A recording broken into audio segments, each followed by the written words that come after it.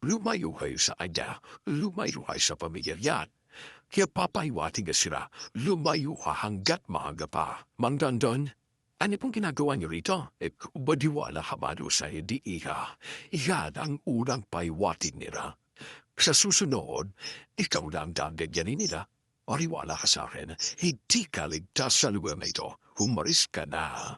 Manong, nakaka-istorbo po kayo sa amin. Alam naming bagong self lang kami dito sa barin nyo. Pero parang hindi naman po yata magandang pinagbibintanan nyo kami ng kung ano-ano. Ni hindi nyo pa na kami kilala. Tapos kung makapagsalita po kayo tungkol sa amin, para bang napakatagalan nating magkakilala. Konti respeto naman po sana sa amin bilang bagong kapitbahay nyo. Mal, huwag mo na lang po patulan. O kahit ilang magandang gising ni Manong. Halika na, Reese. Asikasuan na natin to. Weekends, right? Yes. Kakausapin ko lang po si Mang Dondon. Siya po kasi yung matandang tumulong sa akin na may matilugan ng unang best na pumunta ako rito.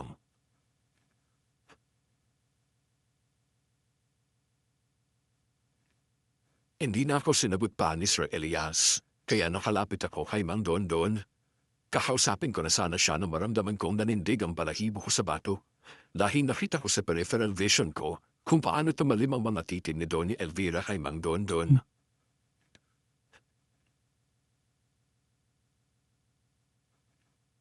Tayab ko iniisip mo. Nga baka nagkakamali na ako. Kupahan na babaliw na. Pero maniwala ko sa akin, iya, nagsasabi ako ng totoo. Iyak mo na kliyente mo, hindi sila totoong tao. Laging mabait po kayo sa akin, Ninong, at naramdaman ko po yon. Natutuwa po ako dahil kung hindi dahil sa inyo. Baka napahamak na ako nung gabing yon dahil wala kayo ba matuluyan. Pero sana po huwag ganito. Nakatulog na po ako rito sa mansyon kasama ang pamilya ni na Ma'am Elvira. Pero nagising na po ako at wala naman po nangyayari sa akin. Kaya sana po, kung po kayong gumawa na ikasisira nila sa ibang tao, dahil hindi naman po kayong napapahiya kundi sila, hindi yung pagiging mabait, Klish. Yung ginawa ko ay doon malaang para malaang ka. Itong mansyon, yung kliyente mo, at mahapati na rin yung kumpanyang kinapipilamin mo. Lahat yan, iha, may koneksyon sa isa't isa. Kung hindi totoo ang lahat ng ito, at kung hindi ko na doon sa gipid ang ibang nauna pa sa'yo, hindi kita kukulitin ng ganito na mariwala. Pero hindi. Totoo itong sinasabi ko. Umalis na po kayo mong Dondon. Ayoko na po kayo makausap. Ayoko po sinisira ang ibang tao sa harapan ko. Hindi ko po kaya yon. Pero huwag niyo na pong ipaulit sa akin kung ano yung sinabi ko. Huwag mong sabihin hindi kita binadaan.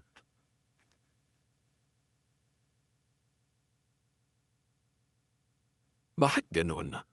Abang tumatagal, napapansin ko mas naghihirap na ang mga taong mahirap. Samantalang mas mayaman naman ang mga taong mayayaman na talaga. Nakaka-frustrate. Kaya nga dumating na ako sa puntong handa akong gawin ang lahat para lang mapagamot ang nanay ko may sakit. Magandang araw po, Madam Venus, at sa lahat ng bumubuo ng kwentong Takipsilim. Isa po ako sa mga avid listener ng channel niyo. May mga panahong kapag gusto-gusto ko yung kwento, talagang nag-iiwan ako ng komento. Meron ding hanggang like lang ako sa video, at sa katagalan, nakumbinsin na rin akong magbahagi ng sarili kong karanasan sa mga nilalang ng gabi. Itawag niyo na lang ako sa nickname ko na Reese, 35 years old, currently residing here sa Davao City. Pero hindi dito nangyari ang kwento ko. Hindi ko na lang babanggitin ang lugar at pati na rin ang mga totoong pangalan ng mga taong involved para sa katahimikan ng lahat. Siguro masyado naman akong naive noong mga panahon na yun. Lahat ay kaya kong gawin para sa nanay kung may sakit. At that time, she was suffering with a respiratory ailment na tinatawag ni tuberculosis. At dahil dalawa na lang kami sa buhay, takot ako na mawalan ng nanay. Wala rin naman siya iba inaasahan ng mga panahon yun, kundi ako na unika iha niya. Matagal nang patay si tatay, habang ang mga huyo ko naman ay nagkaroon na rin ng sarili-sarili nilang buhay. Kaya sa sobrang kadesperaduhan kong magpagamot si nanay, napasok ako sa isang sitwasyon na inakala kong hindi ko na magagawang malampasan pa. But thank God I did. At nagsimula yun na mabenta ko ang bahay na matagal nang pinapabenta sa akin ng company ko.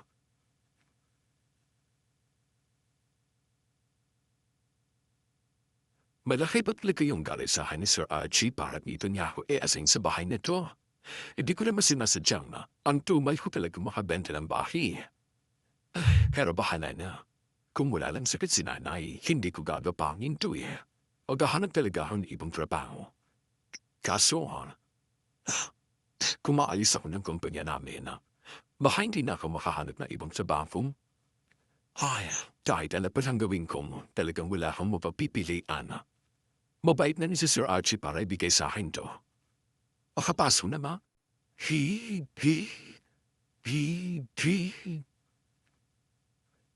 Hello, girl. Ano? Nakarating ka na ba sa mansyon na pinapapunta ni Sir Archie? Oh, girl. Kararating ko lang. Actually, ang layo sa syudad. Mga 2 hours biyahe mula sa atin.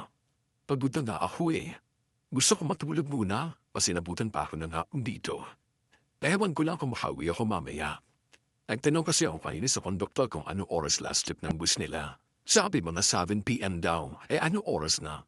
Magkaalis 6 ng gabi. Sabi naman sa iyo eh. Dapat na ikahamil ng alis kanina para hindi ka na mahasil pa umuwi ka. Kung bakit ba naman kasi lakas ng kamen si Sir Archie at pinipilit ibenta yung mansyon na yan? Kaya luma-luma na yan eh. Ang dami ang nag-resign dati dahil dyan, di ba? Ginagawa niya atang final challenge sa mga di nakakabentang pagbenta ng mansyon na yan eh. Pero isipin mo rin Dana. Mansyon na halos 1 hektaryan lupa. Ibibenta lang ng 100,000 pesos. Kahit luma parang imposible. Kahit junk shop, mas mataas pang presyo ng bakay. Ay alam ko may catch dito. Ang tanong, ano exactly? Sabi nga nila, kung masyadong mura para maging totoo, malamang may ikinatago, ang dami na lang nakatem sa ibenta yan. Wala ni isa nakatapos sa proseso. Either nag-resign o bigla na lang naglaho. Tamasanaya sila na. Sana naman nakahanap na sila ng matinong kumpanya. At di sila pinapower trip ng mga boss nila dahil sa hindi makabenta. Tsaka alam mo namang wala akong magagawa Dana. I body-leaded the money. Kasi simula pa lang ginanay sa antibiotics na para sa tuberculosis niya. And meron po siyang 5 buwan para tuloy-tuloy na magamot yung sakit niya. Ay, if may means lang talaga ako to help, baka ako na sponsor ng gamot ni Kate gumaling lang siya. Kaso alam mo naman, may pamilya ko na Hong Kong Mastos. Akala mo first coming of the Philippines kami? Hindi naman ako tumatay ng pera. That's the reality of us, Dana. Ayaw mo na. At sa susunod, mananalo rin tayo sa buhay. Ngayon, tis-tis lang muna. Ay, wala naman kasing competition. Bakit kailangan tong manalo? Kidding aside, sana makaharap pa talaga ng bayan para dyan, Reese. Hindi ko alam kung paano. Tapakalabo naman kasi makabenta ka ng bahay na mura na. Pero parang presyo pa lang mismo may sumpana, knock on woods. Gusto mo na matapos to, for real. Ay, siya, sige na. Nandito na si Sir Archie kakausapin ako tungkol sa sales report ko. Okay, thank you sa time Dan, ha? Buti ka pa. Ang dami mong benta this month. Ipag-arasin ko na lang talaga na sana next time ako naman. Sige na, bye na. Pero meron naman kayang pumunta sa ganito. Mura nga. Kasi yung place parang di nakabenta-benta eh. At saka by this time, sana alam na ni Sir Archie na di na ito marketable dahil sa dami ng sumubok na agent na ibenta to. Pero di naman nag-work. Whatever, makapag-take notes na lang na kabandaan sa masyon na to. Kahit I doubt na meron. Para lang matapos at makapadinap na ako ng place na matutulugan. Dahil paniguradong hindi na ako sa syudad nito.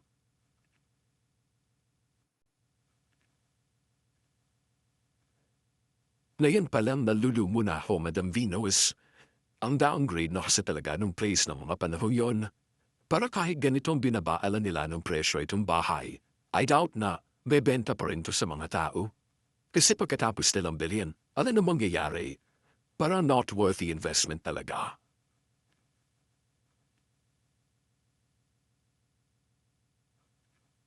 Okay, first impression counts. Sana hindi ako makadating lang dito. Diyos ko, parang jungle itong paligid. Listen naman siguro ito na may mami-ari. Parang binahay na ito ng anaya. Madali magkakasakit kung sino mang kitira rito. Good job na lang talaga.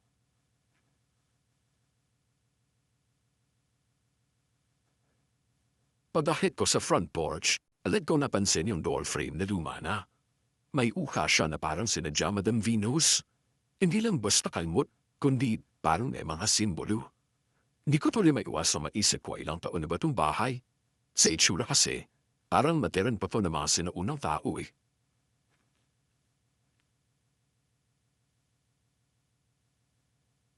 Saan ba kasi nakuha ni Sir Archie itong bahay na to? Tsaka, ano to? Feng Shui? Or trafficking na mga bating nakatira rito?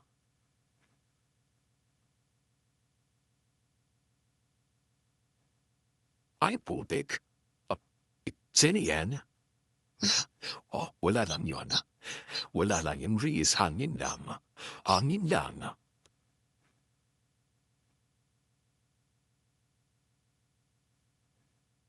Kahit pilitin ko maging logical, may pati sa akin na nag-warning, Madam Venus. Hindi lang simple luma ang bahay na to. Pero nababaliw man pero parang may nagbabantay sa bahay na to. Kahit hindi ko alam kung ano.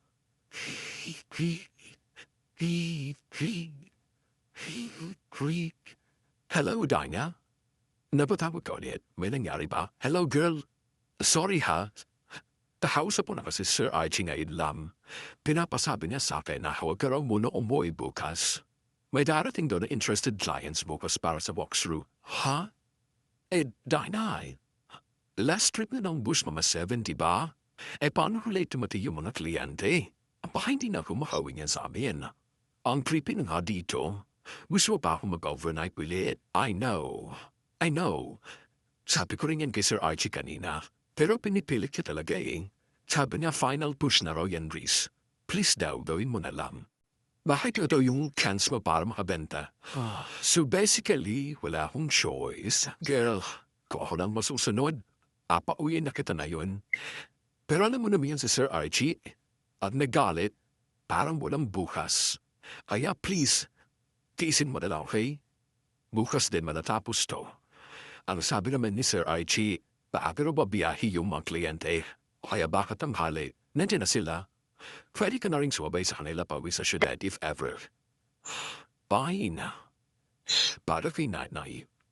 Para sa pera. Ayaw ko po. Thank you, Reese. Huwag ka mag-alala. Ipadarasa ko na sana nakuha nila yan para naman makalis ka na dyan agad. Ingat ka ha.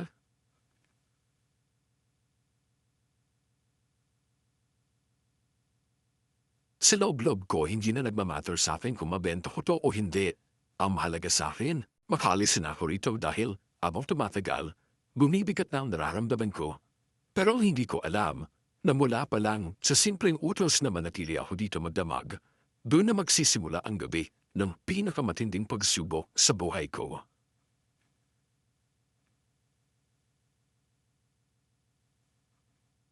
Ayos na siguro to. Maghahanap na muna na matutuluyang white niyang gabi dang. Ang yaming hangin na. Pero bakit parang wala nang bukas sa tindahan ngayong gabi? Buti na lang madala akong bisket sa bangko.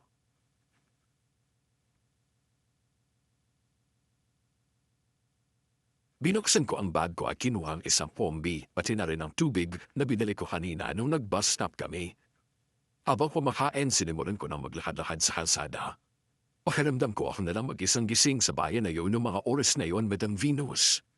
May mga dumadaan yung mga sasakyan, pero napakapunti.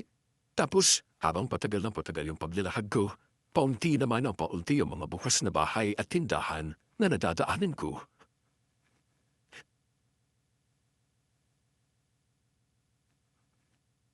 Shucks. Dead end pa yata ito Wala na akong makitang bahay.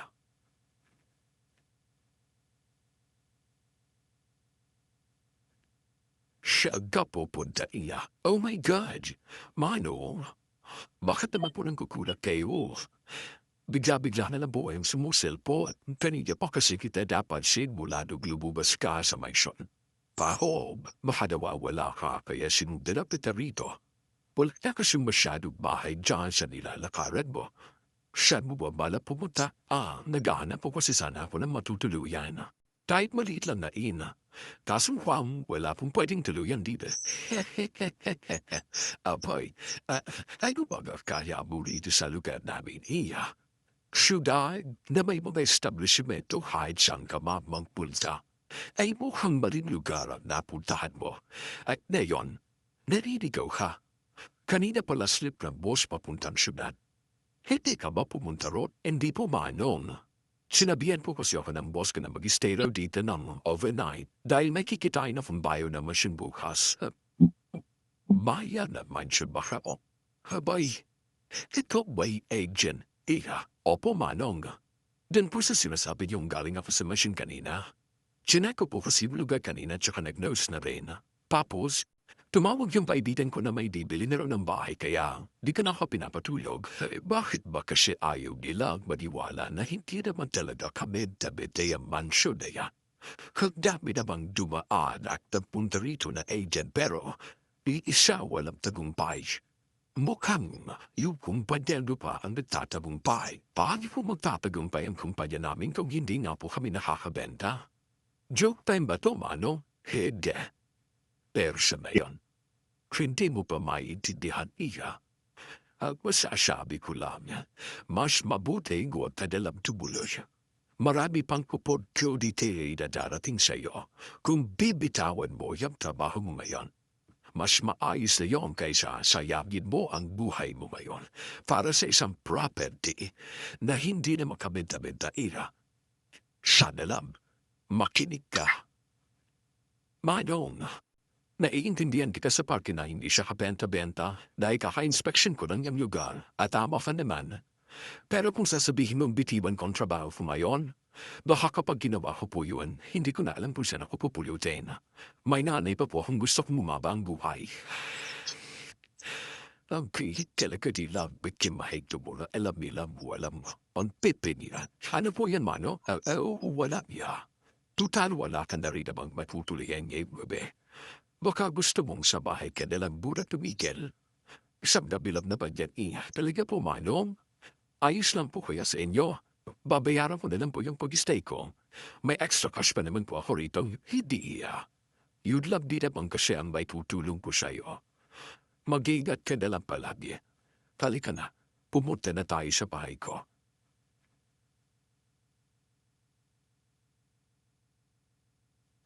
Sumunod ako kay Manong nung gabing yun kahit na ang daming tanong na po apasok sa isipan ko. Kasi kahit nagigets ko na yung punto niya, nabitawan ko na yung obligasyon kong ibenta yung mansyon na yun ng mga palahon yun. Alam ko sa sarili ko hindi pwede. Pero kahit na warningan ako, sinunod ko pa rin yung alam kong tama. Ang ibenta ang mansyon na yun.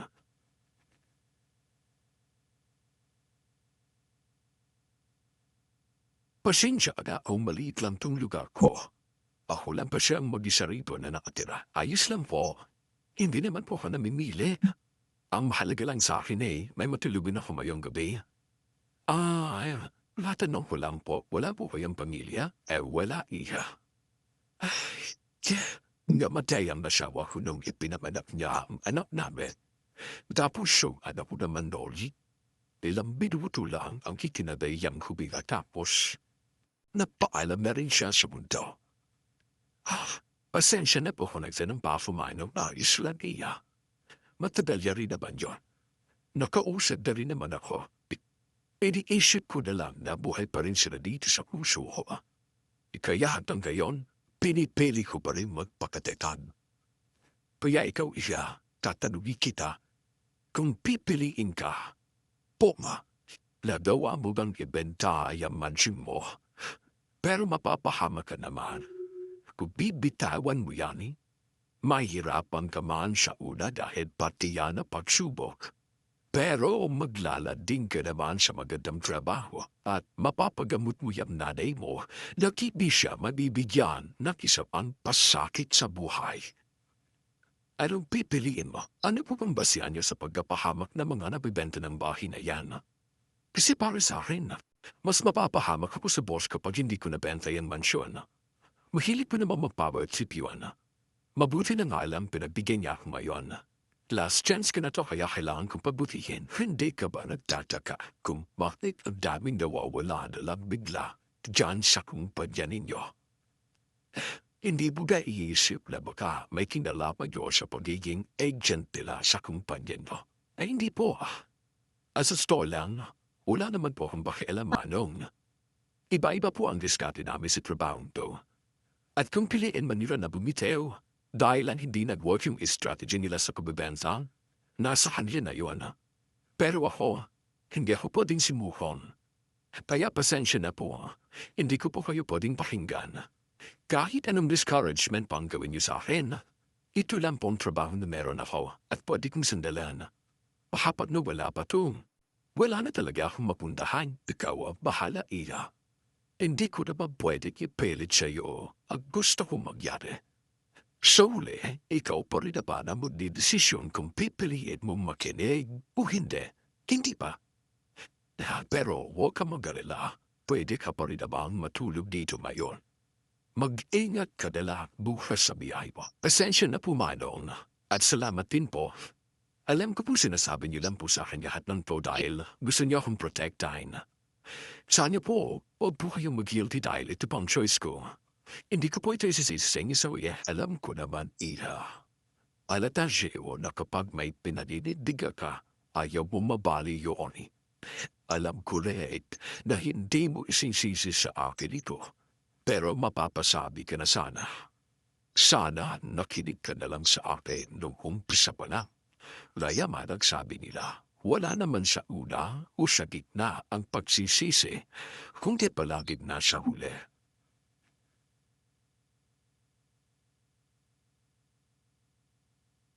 Hindi ko na nasundan pa ang usapan namin ni Mano. Damdam ko yung bigat ng bawat salita niya. Pero pilit ko ring nilulunok yung kaba. Tahimik na kami habang inaayos nga yung kutsyon sa sahig na doon ko raw pwedeng higahan. Parang naririnig ko pa rin sa tenga ko yung huling sinabi niya. Sana nakinig ka na lang.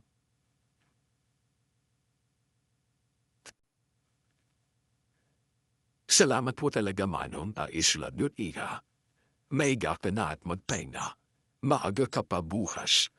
Huwag ka na muna mag-isip ng sobra.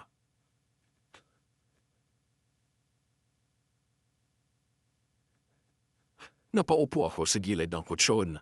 Awa ang mali kong bag. Napansin ko yung lunong orasan sa dingding. Alas 10:30 pa lang ng gabi. Pero pakiramdam ko alas 3 na umaga. Ang bigat ang mararamdaman ko sa dibdib ko. Nang tinignan ko si Manong, nakasalikod na siya. Abala sa pagpatay ng mga ilaw sa sala. Nung tuluyan na kami nakahiga, hindi agad ako nakatulog. Yung mga sinabi niya kanina, parang bumabalik sa isip ko. Bakit makasi ganito? Bakit parang ako na lang ako makapit sa trabahong to?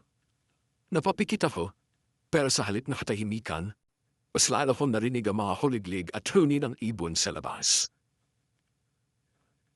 Kinabukasan, maaga pa lang ay naglakad na ako pabalik sa mansyon. Muntik pa nga ako pigilan ni Manong na Dodod pala ang pangalan. Pero syempre, hindi man ako napapigil. Ito na kasiyo, abot kamay ko na yung chance na makapagbenta ng bahay. Kaya bakit ako makikinig sa kanya? Buti sana kung may mga option siya na pwede kong puntahan kung sakali mang bumitabok sa trabaho. Pero wala eh. Kaya kinakabahan ako at parang dinadaga ang dibdib ko. Tinapangan ko na lang ang sarili ko at tumuloy pa rin, Madam Venus. Pero ewan ko, nung malapit na ako sa mansyon, parang may ko ano bumihila sa akin na biglang tumuloy. Nakita ko na yung sasakyan na nakapark sa labas ng gate at nalula ako dahil yung kotse nila Ferrari. Napamura ako sa utak ko kasi sino ba ako para pakawalan ng opportunity na to?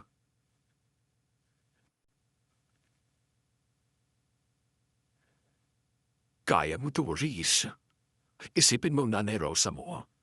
Pag hindi mo nasarado itong deal na to, tingin mo, anong mangyayari sa nanay mo? Kaya hanggat kaya, labahin. Lumaban ka, okay? Hindi po ating mahina sa larangan to. Heto na. Kailangan ko magbenta.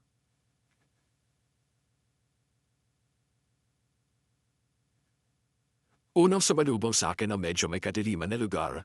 Pagpunta ko sa sala, nabutan ko doon ang pamilyang titira raw sa mansyon.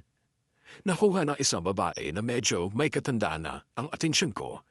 Isang word lang ang masasabi ko, ang elegante ng dating niya. Una ko napansin ang pananamit niya, napakamaranay. Yung aura niya medyo mabigat. Para kasi may malamig na usok na kumakalat sa paligid dahil sa presensya niya. Sa tabi niya ay nakatayo ang isang binatang sobrang tikas, para mga matang hindi kumukurap habang diretsyo nakatingin sa akin. Nang magtama ang mga mata namin, nakita ko kung paano niya ako tignan mula ulo hanggang paa. Saka ako napatingin sa lalaking di kalayuan. Tansya ko ay kaedad niya ang matandang babae. At kahit hindi siya nagsasalita, ramdam na ramdam ko rin ang presensya niya rito sa loob ng sala. Napaisip tuloy ako kung gaano kayaman ang pamilya nila Madam Venus. Baka kaya nila na isabilin to para pandagdag investment lang. Gagawing vacation house, ganon. Kasi sa lakas ng dating nila, ramdam kong parang sobrang yaman nila. Hanggang sa...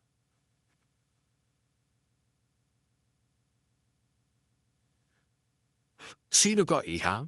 Nalilidaw ka ba? Nauna na kaming bilhin tong mansyang. Sorry? Ikaw siguro ang ahente na sinasabi sa akin ni Archie na mag-walk through sa aming umaga. Tama? Ang boss mo nagsabi na darating ka. Opo, mama. Pasensya na po kung nalita po. Medyo may kalayuan po kasi rito sa mansion yung kinuluyan ko kagabi at nilakad ko lang po papunta rito. Nasabi po sa akin na maabiro po kayong babiyay papunta rito. Kaya, expected ko na po na maabi talaga kayo.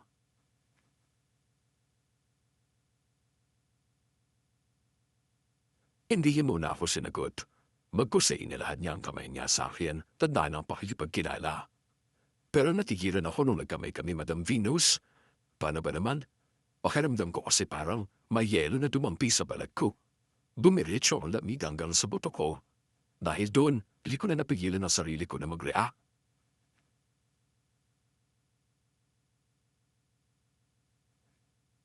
Shucks. Ang yamig ka. Mukhang maselan kang bata. Anyway, pasensya na. Dahil maaga kaming bumiyahe kaya nasalubong namin yung lamig. Mga alas 5 kasi ng umaga kami nakarating dito at pagdating namin, malabig din ang panahon. Hindi ka ba sanay sa malabig na hangin, iya? Hindi naman po ganun, ma'am. Pasensya na po kung ganun po yung reaction ko. Medyo nabigla lang po kasi ako at medyo naninibago lang din po ako. Pasensya na po. Hindi ko po sinasadya na mag-react ng ganun sa inyo.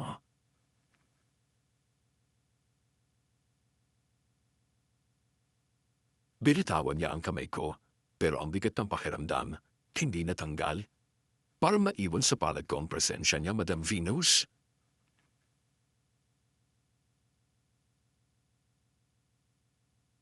Anyway, this mansion, nag-inspect na kami rito kanina habang wala ka. So far, I'm liking the place, especially kung sinapatayo itong mansion. Umakit kami kanina sa second floor at tinignan yung terrace. Gusto ko nakitang-kita mula doon yung view ng buong baryo. Napansin ko rin tahimik ang lugar. Mas okay. How about you, Elias? What do you like about this place?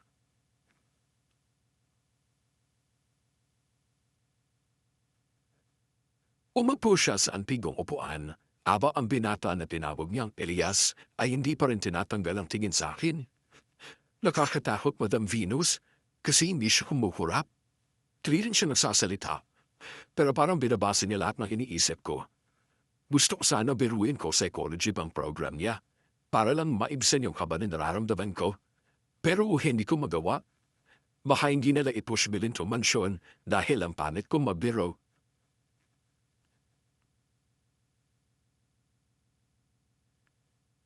That's good to know po, ma'am. Yung mga past clients ko po kasi ay hindi preferred ang tahimik na lugar. Ayaw po siguro nila ng peace of mind. Then, well, iba-iba naman ang preference ng ibang tao.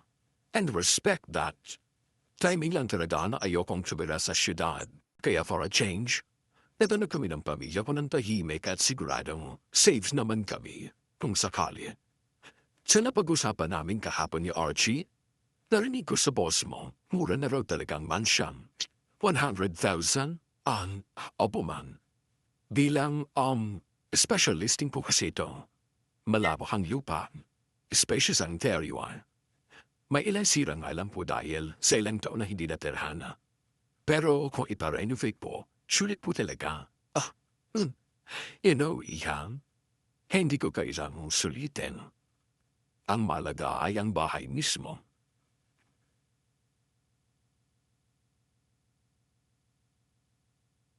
Weird remarks. Pero una ko naisip no sinabi niya yun, Madam Venus. Hindi ko alam po masyado ng bakong pinag-isip na mga sinabi sa akin kagabi ni Mang Don Dono ano. Pero para kasing may ibang ibig sabihin ang sinabi niya. Parang hindi siya bumili ng bahay. Parang may iba siyang pakay. Pero pinagsuot ang bahala ko yun. It's not my business after all. Kung ano man balak nila gawin sa bahay na to, bahala na sila. Ang mahalaga sa akin, mabenta na lang to, makapuha ng sweldo, at mapagamot si Nanay Rosa. Wala nang iba. Pero biglang kinabahan sa hindi maramang dahilan, nung biglang magsalita yung babae.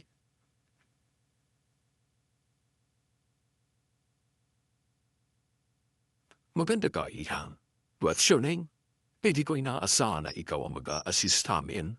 Kadalasan kasi, mga lalakang pinapadala ng kumpanya ninyo. Siguro pumalis lang ako kasi ako yung bagsak sa hota. Kaya ako nasa dito. Reese. Reese pong pangalan ko. JC. So, pwede kong mag-conclude na ikaw ang nandito dahil kumakapit ka na sa patalim. Malapit ka na bang ipatanggal ng boss mo? Nakakayaman pong pakinggan pero, opo, tama po kayo. Kaya kung hindi niyo po kukunin to ma'am, Elvira. Elvira Alcantara ang pangalan ko. Kung ganon, tingin ko naman, nakuha mo yung ibig kong sabihin nung sinabi ko siyang nagustuhan ko yung lugar, hindi ba? Yes mo, mami. It means, kukunin niyo po ito, tama? Loko, thank you so much agad, ma'am. Sa totoo lang po, nung nakita ko itong lugar kahapon, medyo nawalan po ako ng pag-asa. Iniisip ko po na malabong mababengka to dahil bukod sa matagal na pong hindi natitirhan, kaya medyo haunted ay yung fact na hindi siya malapit sa syudad. 2 hours po ang biyahe mula sa syudad papunta rito. Bahalin po ako, ayaw niyo po nang malayo sa workplace niyo.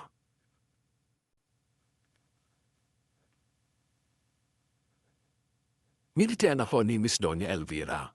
Pero hindi yun yung klase ng ngiti na natutuwa siya. Nung tinignan ko yung mga mata niya, may kakaibang kislap ako na nakita doon. Para siyang pusa na nakakita ng bagong laruan. At sa gilid ko napansin kong unti-unting gumalaw sa kinatatayuan niya si Elias. Dahan-dahang lumapit ang lalaki hanggang nasa harapan ko na siya.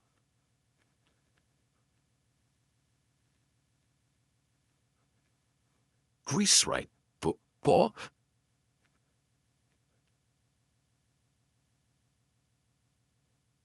Kinilabutan ako dahil sa paraan ng pagtawag niya sa pangalan ko, Madam Venus. Is judgmental na kung judgmental. Yung tono kasi ng pagkahabanggit niya magaan tapos parang tagus sa buto yung boses niya. Tapos nung tingnan ko yung mata niya, nakita ko ang lalim na mga mata niya. Medyo namumula. Di ko alam kung anong rason.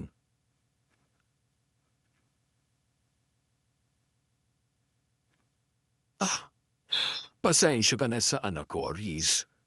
Masyado lang kasing madalim ang boses niya ni Elias, pero mabait naman ang anak ko. Kinabahan ka ba, Iha? Pasensya ka na sa kanya. Huwag mo siyang tatakutin, Elias. Hindi ba't gusto natin siyang maging komportable dito?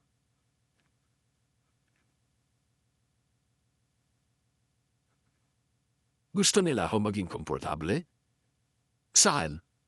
Nang tignan ko si Elias, parang wala siyang balak sumagot sa mama niya, Madam Venus. Nakatigila siya sa akin na diretsyo. At sa mga matanyuan, para bang may nakatago na hindi ko pa kayang maintindihan.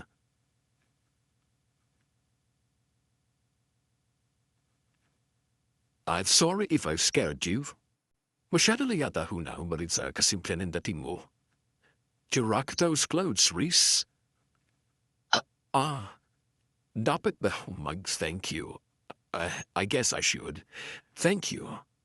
Kahit hindi ko makita kung saan banda dahil itong dabi ko ay uniform ng kumpanya namin. Hindi pa na akong nakakaligo eh. I like her, Elias. She's naturally funny. Yeah. I think so too, Mother. Mukha ring shit na fit siya sa hinahanap ko. Excuse me? Pero ano po hinahanap? Akala ko po itong mansyon lang hinahanap nyo. Tama naman yon. Pero nag-aanap rin kasi ako na magiging girlfriend ko. I want to get to know you. If you don't mind me doing it, Miss Reese.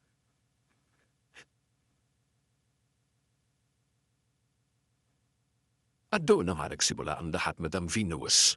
Ang pakiramdam ko na parang kahit saan ako tumingin, hindi na ako makafatapas.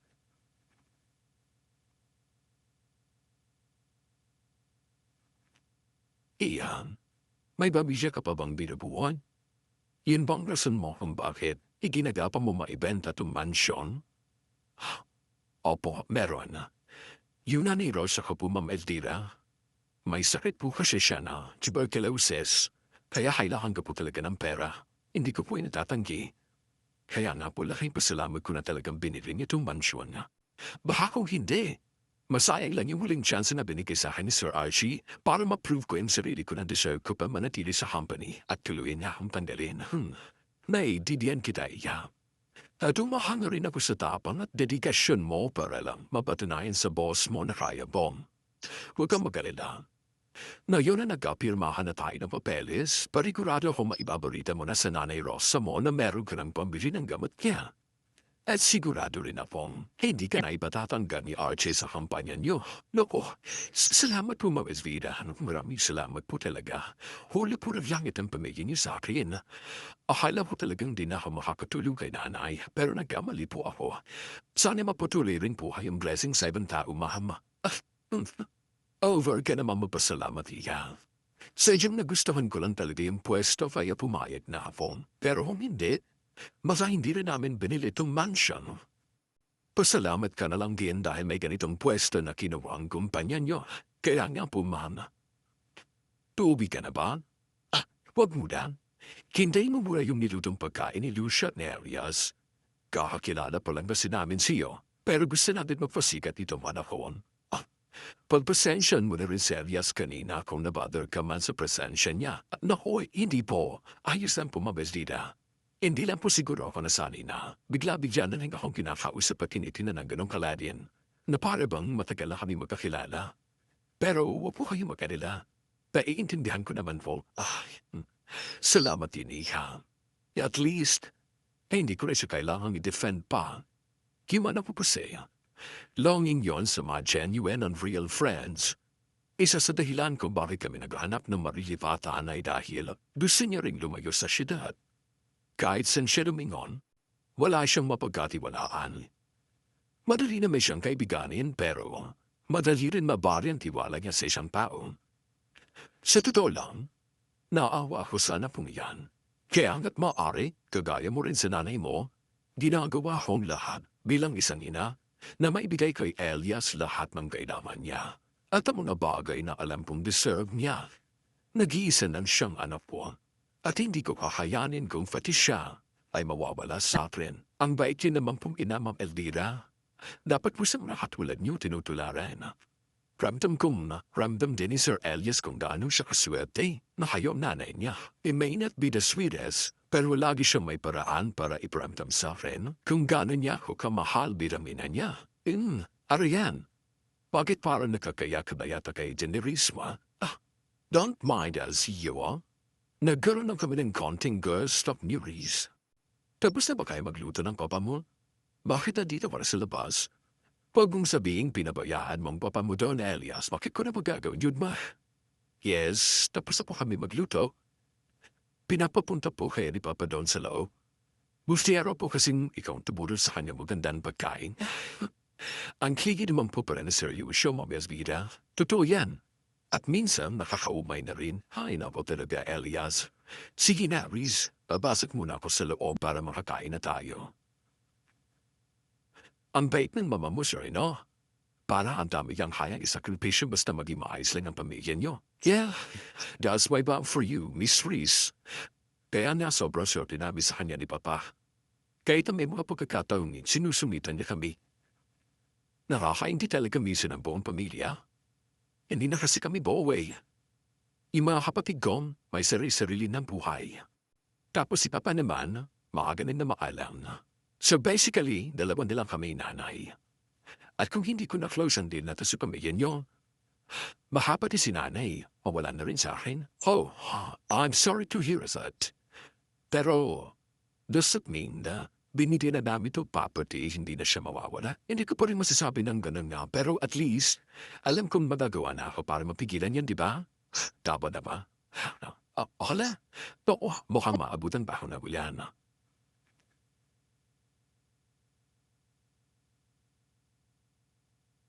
Bigla ako napatayo mula sa kinauupuan naming duyan ni Elias. Daramdaman ko sumunod siya sa akin, pero hindi ko na pinansin. Pumtating namin sa loob ng mansyon, nabutan naming tahimik na nag-aayos ng lamesa ang mag-asawa. Nung umangat ang ulo nito ni Elvira at nagtaba ang paringin namin, kumunot ang baon niya.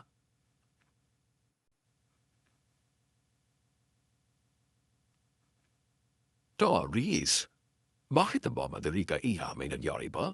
Huwag ka muna umalis, Reese. Ihatid na lang kita mamaya sa bus terminal. Uuwi ka na, iha? Pero hindi pa kami tapos magluto. Pasensya na po, Ma'am Elvira. Hanggang 7 p.m. lang po kasi ang last trip ng bus. Baka hindi ko pa pumaabutan dahil mukhang ulan. Kailangan ko na po kumalis. Umuladas. Oh, I'm sorry, yeah. Marething. Mas okay kung dito ka muna magstay pansamantala. Tanghali pa lang naman. Pariguradong titira naman ang ulan. For now, sabayan mo muna kaming kumain ni na Helias.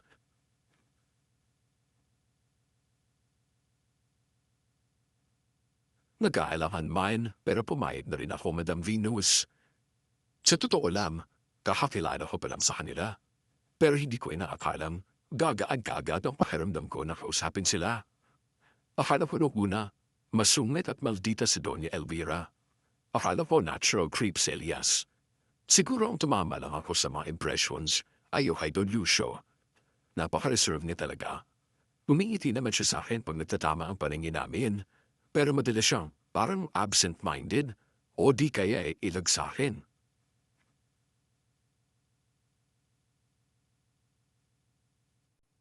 Salamat po sa palunch, Ma'am Elvira, Sir Lucio and Sir Elias.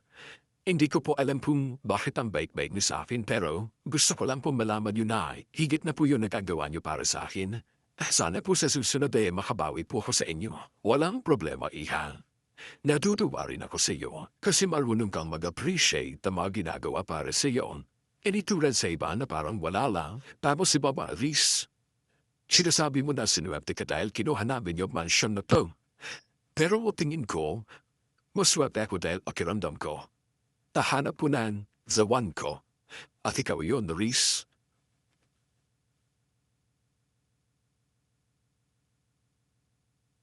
Naluhang katawang tao ko dahil sa narinig ko kay Sir Elias, Madam Venus. At nang tingnan ko si Doña Elvira, nahangiti pa siya na parabang proud na proud dahil sa sinabi ng anak niya. Ang goal ko lang naman kaya ako nagpunta rito at ipinaglaban na mabenta tong mansyon, dahil kinanay. Pero mukhang may iba pa palang mangyayari po ko dun. Pagkatapos namin kumain, umakyat muna ako para magpahamin sa teres. Nag-excuse muna kasi ako kina Doña Elvira. Dahil kako, tatawagin ko muna si Dina para ibalita yung nangyari na yung araw. Pumayag naman sila.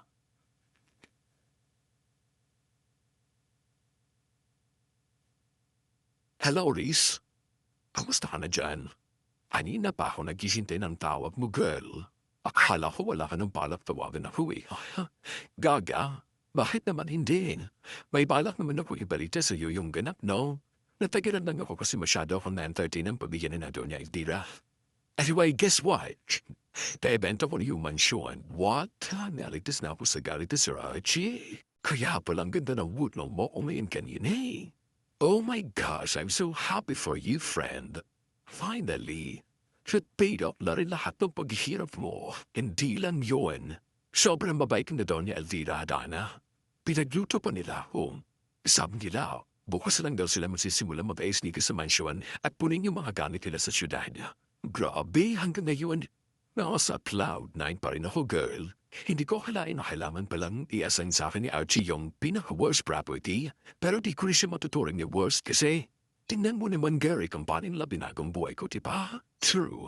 Well, that calls for a celebration, girl. Kailangan na ilibre mo ko. Kaya ka ba uwi pag tumila na yung ulan? Para kasing babagyo pa rito eh.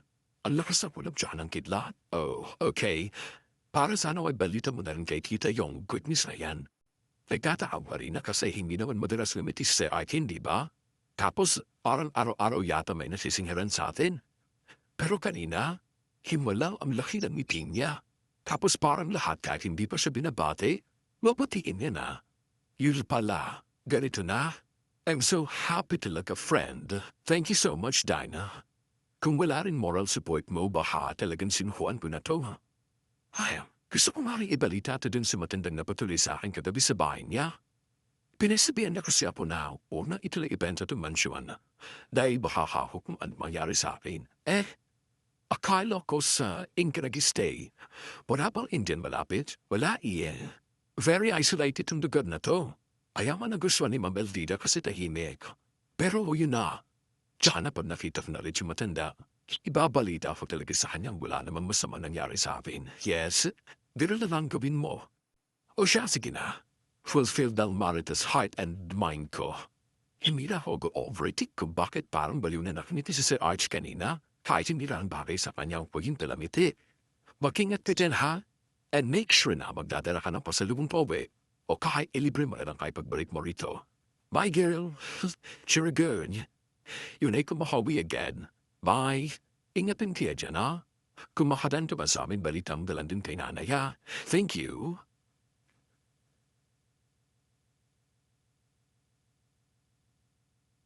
Pero hindi ako nakauwi. Hindi ko alam kung ano meron kay Mother Nature na mga panahon yun, Madam Venus. Pero mas lalo lang lumakas yung ulan. Mula rito nakita ko na yung green fields na binabaha na. Bigla akong naawa sa mga magsasaka ng baryo na to dahil alam kong pahirapan na naman para sa kanila. Pero ang mas nabother ako, nung napatingin ako sa gate ng mansyon at nakitang parang may nakatayo na lalaki sa labas nito.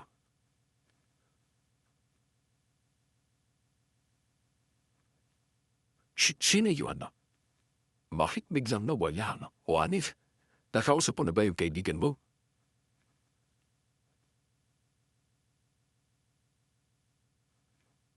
Halos mapatalon ako sa kinatatayuan ko sa sobrang gulat. Dahil sa lalaking bigla-bigla na lang masumusulpot sa harapan ko, Madam Venus. Xelias pala. Yung mukha niya hindi ko maintindihan. Para kasi yung pinaghalaw nag-aala at relief na hindi ko naman alam kung para saan.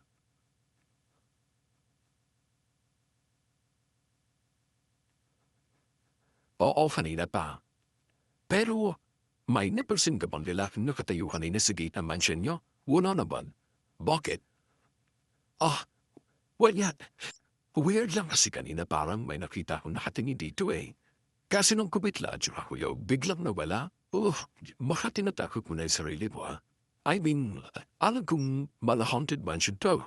Pero sana lang, walang nininira na dito rito. Ay, Joby, hindi ko naman alam na takot ka pala sa multo. Paano pala kung meron na anong gagawin mo? Well, sinkilan. Ipapa-house blessing na lang namin to. Huwag na tayo mag-ponder dun masyado. Isip lang kagad ang solusyon.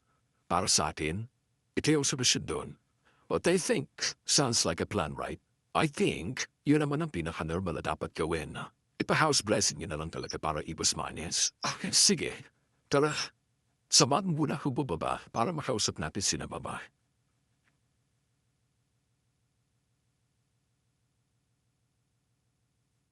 Mukhang nagkatamabutihan na kayo ah. Also, Reese, tingin ko, hindi ka makakauwi ngayon. Mukha nga po sobrang latas pa rin ang ulan niya. Maging delikado siyang bumiyahe, napakarami pa namang lubak-lubak sa daan, tapos napakamasukal. Ngunit pa nakaring marigaw nang pumunta kami rito. Mabuti na lang talaga, nakarating namin kami ng say. Hindi ko na lang po ipipilit umuwi kung hindi talaga possible sa daan. Nakausap po naman po yung kaibigan ko ni si Dana. At sinabihan ko na rin po na if ever man ay makadaan siya sa amin sa bahay, sabihan niyo na lang po si nanay. Oh, that's good. May mga damit pa naman na po dyan na pangdalaga. Pwede mong gamitin yon iha kung gugustuhin mo. Well, that's right. Pagkasing katawan naman kay ni Risley pa ba? Ipahiram mo na lang muna talaga sa kanya. Tsaka, oo nga pala. Nagsuggest po sa akin si Riz para iwas malas na dito sa bahay natin. Ipa-house blessing natin itong bahay. Kung ano-ano na lang kasi nakikita ni Riz kanina eh. So, Naplanin na namin yun ng Papa mo, Elias.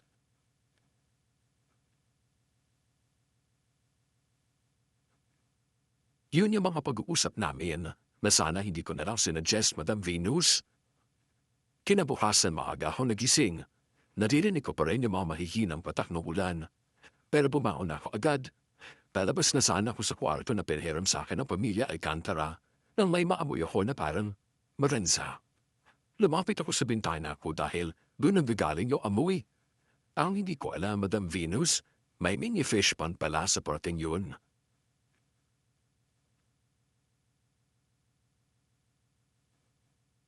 May nakalitan bahang i-check ha. Apuntahin na. Ang baho eh. Mukhang tulog pa si na Ma'am Elvira. Wala pang tao dito sa babae.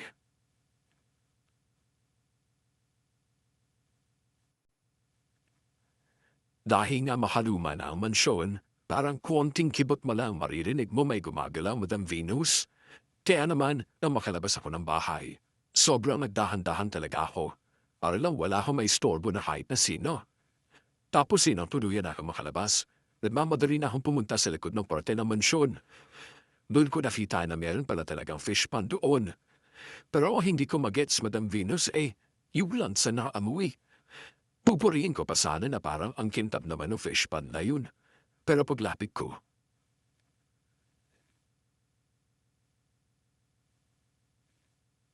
shucks! Di ka pa yata nagkagaling yung mabahong amboy. Wala na palang isda. Tsaka, bakit? Ano itong hayutan na?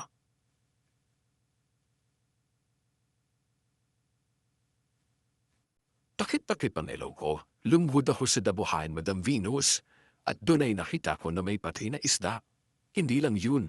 Wala na ito lamang loob. Doon ako nag-imbile.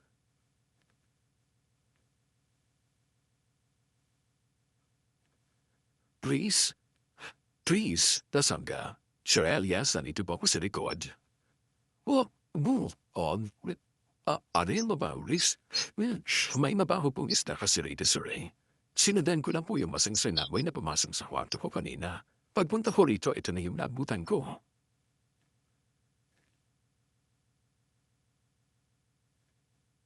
Bibingwitin na sana namin ni Sir Reyes yung isda na sa tingin ko ay winakwak ng kung sino mang walang puso gumawa nito sa hayop na nananahimik na may marinig ka ring boses ng matanda na sumisigaw sa labas ng gate ng mansyon.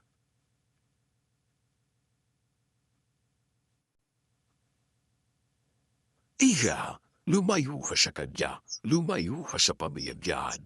Napapahiwatig na sila, lumayo hanggat maaga pa. Mandandon, ano pong ginagawa niyo rito? Baliwala ka ba sa hindi nila? Yan ang unang pahiwatig nila. Sa susunod, ikaw na ang gaganyan nila. Maniwala ka sa akin, hindi ka ligtas sa lugar na ito. Umayos ka na. Manong, nakakaistorbo po kayo sa amin. Alam naming bagong selta lang kami dito sa baryo niyo. Pero parang hindi naman po yata magandang pinatbibintangan niyo kami ng kung ano-ano. May hindi niyo pa na kami kilala, tapos kung makapagsalita po kayo tungkol sa amin at para bang napakatagal nating magkakilala. Konting respeto naman po sana sa amin bilang bagong kapitbahay niyo. Mas, huwag mo dalang kong patulan. Baka hindi lang magandang gising ni Manong.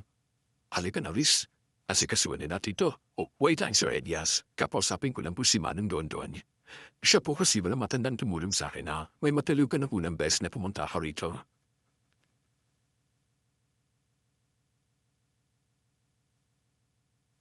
Hindi na ako sinagot pa ni Sir Elias, kaya nakalapit ako kay Mang Dondon.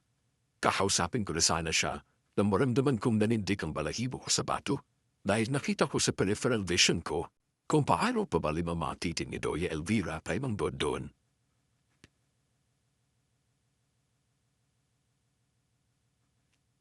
Alam kong iniisip mo na baka nagkakamali lang ako o baka napamaliw na ako.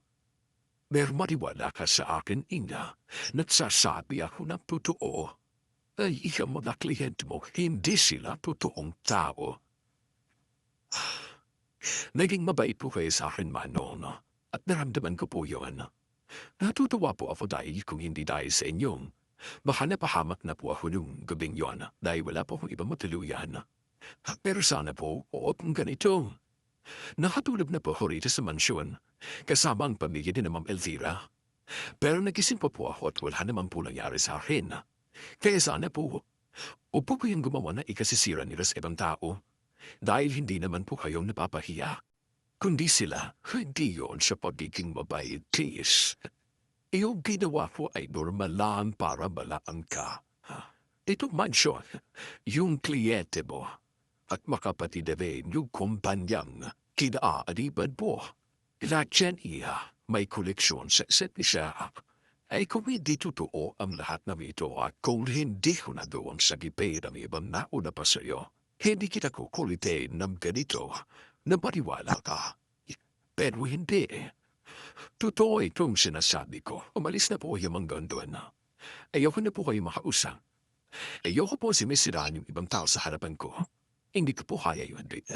Pero wag niyo na po dito ulit sa akin kung ano yung sinabi ko. Wag mong sabihin na hindi kita binalahan.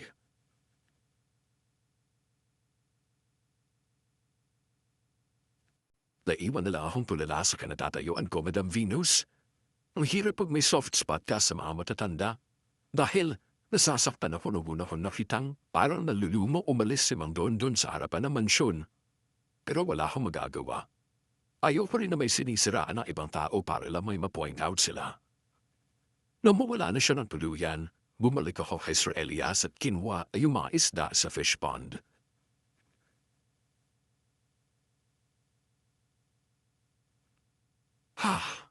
Nakakarindi yung matandang yun. Buti na lang nakalabas ako agad. Pagpasensyahan mo na, Boris, kung ganun ang naging reaksyon ko. Kung ganyan, tinulungan ka pala niya nung pagpunta mo rito. Saan po papanday ang kwarto niyo, Ma'am Elvira? Din sa dulong kwarto ng second floor, Iha, bakit? Narinig niyo po ba yon kahit tinong kalayo? Tom. Bari kasi may daamoy o kanina na balansa. Dito pala sa likod ng mansyon ang gagaling. Pupuntahan ko sana tapos narinig ko pa yung matanda pa bumaba na ako. Bakit iya? Okay po. Wala naman po, Mama. Pasensya na rin po kung ganun po magsalita si Mang Don. Nung nakaraan niya po kasi ako kinukulit talaga na huwag nang tumuli sa pagbenta nito. Pero wala naman po akong magagawa.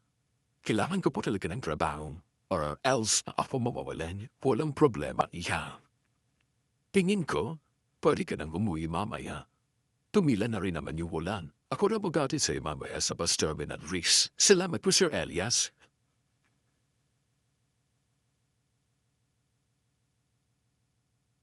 Hindi pa rin mawala sa isip ko lahat ng sinabi ni Mang Don. Pati na rin yung narinig ni Doña Elvira sa ganun kalayong distansya. O baka marilang ako ng pagkakaintindi. Baka dahil nga naaamoy na rin niya yung isda. Pababa na sana siya, tas narinig na rin niya yung pag-iiskandalo ni Mang Don. Baka din na nga, Madam Venus. Kaso na panaginipan ko si Mang Don noong araw na yun, na pinatay raw at ginawa alay sa handaan ng mga aswang.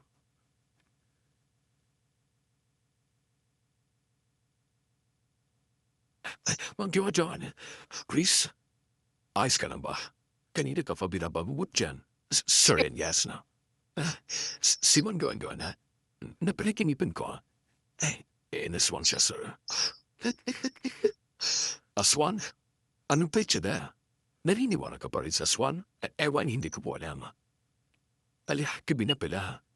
Napalalim na mo yung tulog ko. All day. Mag-aars na sinavis. Hindi mo na naman nabutan yung bus. Baka nag-aalala na sa akin si nanay. Paano mo itidala kita bukas sa inyo? Total, kukuha rin naman ako na magamit namin sa syudad. Para na rin dito. Ayos lang po ba, sir? Oo naman. Bakit naman hindi? Matulog ka na rin na yun para maaga kang magising bukas. Kailangan ko na rin matulog. Lalit po batang kasi ako sa sigaw mo. Pasensya na, Sir Elias. Hindi ko po sinasagang mo istorbo yung tulog mo. Ayos lang yun. Sige na. Good night mo at sweet dreams. Mas magiging sweet ang tulog ko. Pag nasa tabi na kita. Good night.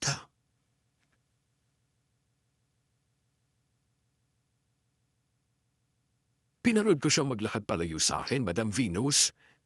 Paglabas yan ang kwarto ko, Hindi ko alam kung ano nagtulak sa akin para tumayo at sumilip sa bintana ng kwarto ko. Lasana, hindi ko nalang ginawa. Dahil doon, nakita ko na naman ang lalafing nasa labas ng gate ng mansyon. Pero hindi yun ang kinagulat ko, Madam Venus. Dahil halos malawha ko nang makita ko si Sir Elias na nilabas yung matanda sa gate.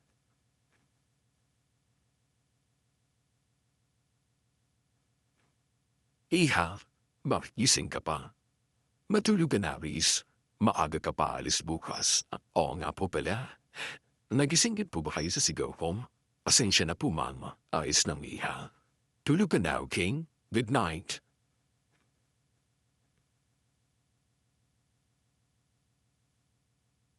Hindi na ako masyado nag-isip ng malalim at tinutuo ko na talaga yung pagtulog na iba pala ang sasalubong sa akin kinabukasan dahil nakita ko ang matanda sa labas ng gate namin na si Mang Dondon pala. Pero ang pinagkaiba lang,